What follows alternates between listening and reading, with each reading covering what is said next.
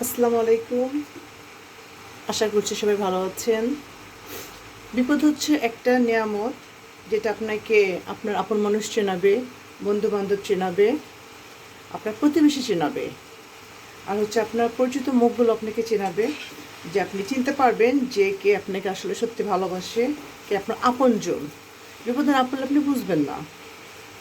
এই জন্য আমি মনে করি বিপদটা হচ্ছে একটা নিয়ামত। এটা হচ্ছে আপনি চিনতে পারবেন।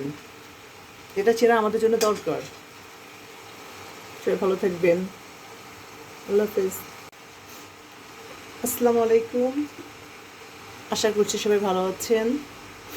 বিপদ হচ্ছে একটা নিয়ামত, যেটা আপনাকে আপনার আপন মানুষ চেনাবে, বন্ধু-বান্ধব চেনাবে, আপনার প্রতিবেশী চেনাবে।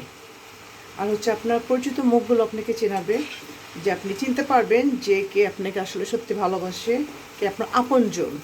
বিপদে না পড়লে আপনি বুঝবেন না। এই জন্য আমি মনে করি বিপদটা হচ্ছে একটা নিয়ামত। এটা হচ্ছে আপনি চিনতে পারবেন। এটা চেনা আমাদের জন্য দরকার। সবাই ভালো থাকবেন। আল্লাহ হাফেজ।